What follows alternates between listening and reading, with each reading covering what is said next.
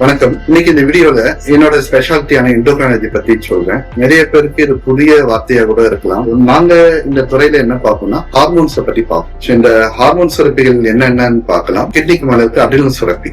அதுல பாதிப்பு வந்தா உடம்பு கருத்து போகும், எடை குறையும். அது அதிகமா வேலை செஞ்சு எடை கூடும், வயிற்றுல செல்சப்ப கோடுகள் வரும், புஷிங் சிண்ட்ரோம் சொல்லும். அதே மாதிரி விரையில பிரச்சனை இருந்தா பருவமடையில் வர மாட்டாங்க. சரிங்களா? வயசுக்கு வர தாமரமாக வயசுக்கு வராமையே இருப்பாங்க. இல்ல அதிகமா வேலை செஞ்சு சீக்கிரமா வயசுக்கு வந்துடும், விரைவில் பருவமடையும். இந்த மாதிரி பல வகையான ஹார்மோன் டிசார்டரை பாக்குற ஃபீல்ட் தான் எண்டோகிரைனாலஜி. அதுல முக்கியமான சொல்ல மறுத்தேன் கணையம். இப்போ இருக்கிற சக்கரை நோய் பாத்தீங்கன்னா இது கணையம். இன்சுலின் ஒரு ஹார்மோன் அளவு கணையத்துல சொல்ற இன்சுலின் ஹார்மோன் குறைபாடு ஏற்படும் போது, முழுமை ஏற்படும் போது டைப் 1 டயபிட்டிஸ் வருது. அதோட வேலை செய்யல பிரச்சனை இருக்கும் போதோ இல்ல அளவு குறையும் போதோ டைப் 2 டயபிட்டிஸ் பெரியவங்களுக்கு வருது. சோ இது எல்லாமே எண்டோகிரைனாலஜி, அதாவது நாளமில்லா சுரப்பியல் துறையில இறங்கும். சோ எனவே உங்களுக்கு உடம்புல பல உறுப்புல ஒரே சமையல தொந்தரவு வரும். திடீர்னு எடை கூடுதல் குறையுது, வளர்ச்சியில குறைபாடு, பருவமடைதல்ல பிரச்சனை, சீக்கிரமா இல்ல தாமதமா வரையுது, அதுக்கப்புறமேட்டு சர்க்கரை அளவு அதிகமாகுது. இதெல்லாம் இருக்கும்போது ஹார்மோன் பிரச்சனை இருக்குமான்னு கட்டாயம் சந்தேகம் வரணும். அதுக்கான துறையான எண்டோகிரைனாலஜிஸ்ட போய் பார்க்கறது நல்லது.